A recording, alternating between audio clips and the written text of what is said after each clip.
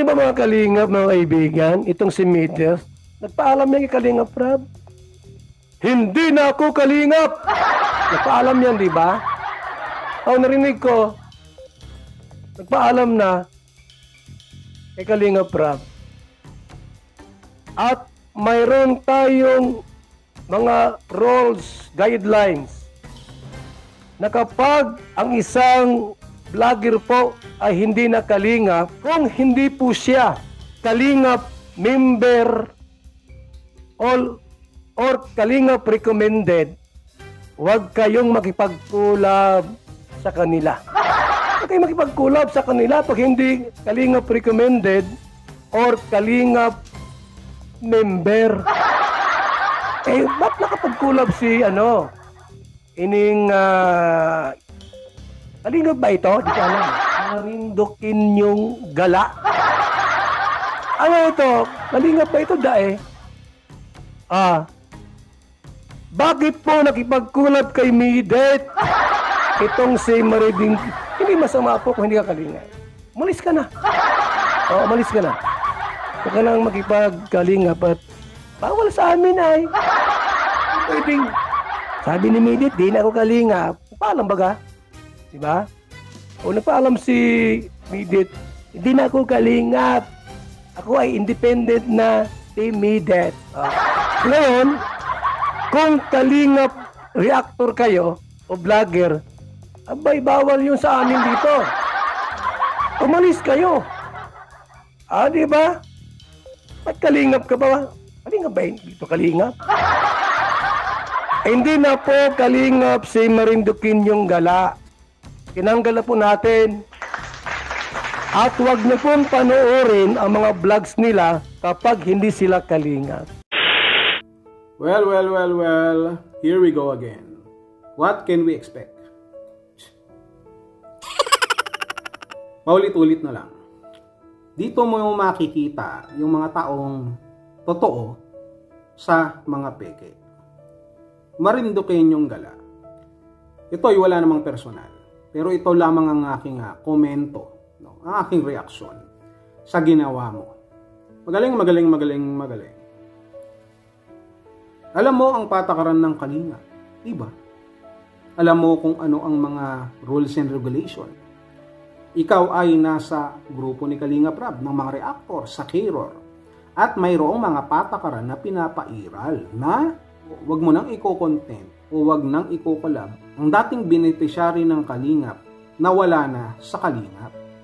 Wala namang problema, makipag-usap ka kahit magtelebabad ka pa dyan, mag-private message ka, o kamusta ka na, Medit, o kamusta ka na ganito, o ganyan. It doesn't matter. It's okay. Pero yung ipapakita mo sa komunidad ng Kalingap, sa ibang mga tao, na nakakaalam naman ng patakaran ng sinusunod na alituntunin, hindi na tama. Sapagkat kung ano ang pinagbabawal at gagawin mo pa rin, ay nangangahulugan lamang, Mr. Marindukin yung gala, na ikaw ay hindi rumerespeto sa kung ano man ang ipinapatupad na patakaran ng Kalingap, na wag nang reaksyonan ang mga hindi na Kalingap. Pero dahil ginawa mo yan, ibig lang sabihin yan, mas mahalaga sa'yo yung iyong sariling interes. Maaring sabihin mo na wala namang problema yan, sinusuportahan ko lang naman si Medit. Gusto ko kasi si Medit. No, natutuwa kasi ako sa kanya. Wala naman kami sinasabing masama eh.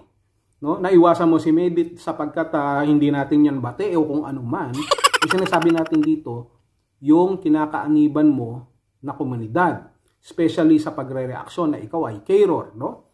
Sa grupo ni Kalingap Rab, nababaliwala.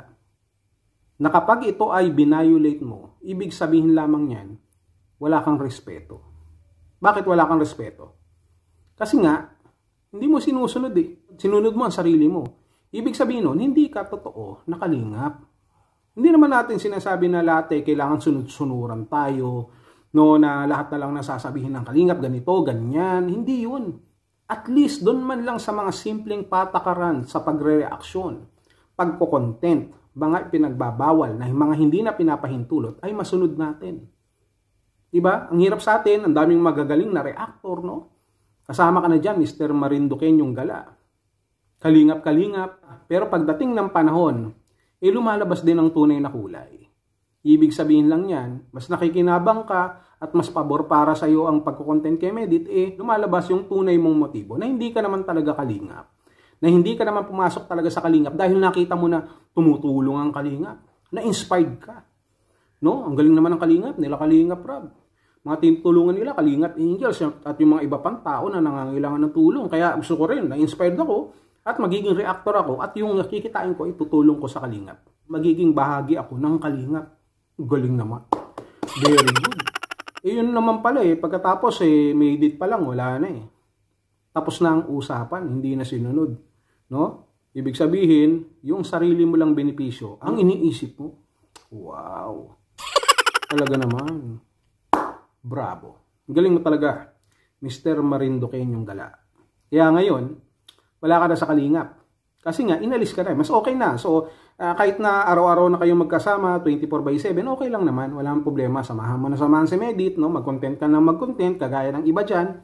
Okay lamang yan. So, napatunayan mo lamang sa sarili mo na kung saan ka makikinabang, doon ka. Kaya si Hodang, maapakan mo kung ano man ang pinapairal na rules and regulation na patakaran ng Kalingap. Especially sa grupo ni Kalingap Rab na mga Kalingap Reactors. Doon pa lang, wala na, nagkaalaman na Well, ang totoo niyan, Mr. Marinduqueño Gala, ito ay wala namang personal sa iyo. Ito ay reaction lamang. Sapagkat hindi ka naman nag-iisa Marami naman ganyan Kahit noon sa Rochelle, diba, ang daming reactors ng Rochelle.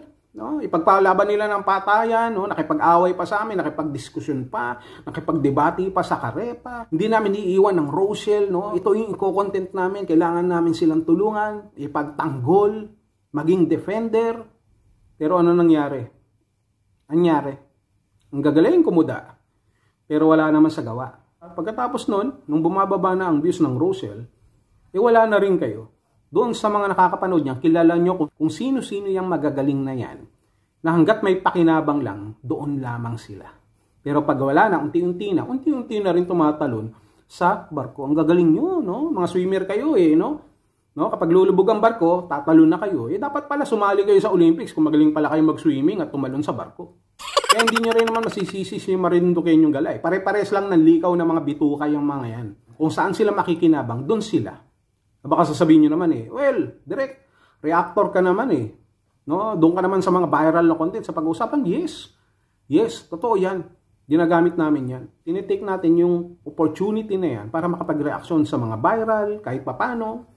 No? Doon sa mga issue, kahit papano. Pero pag pinag-uusapan ng rules na pag sinabing wag na, kapag sinabing bawal, sinusunod namin. Unlike sa inyo. Di baling mag-violate basta makinabang basta kumita. Tama? Aminin, mami na kayo. Huwag nyo ngayaan na tumaas pa ang kilay ko. Mahirap na pag...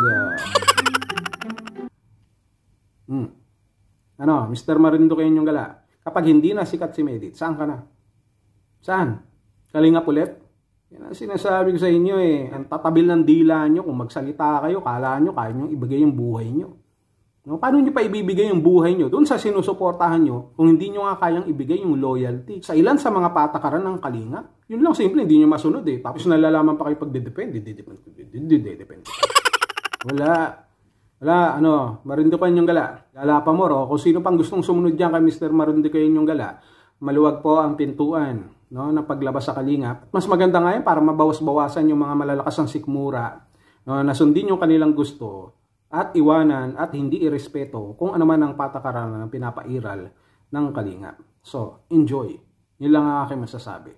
Bye.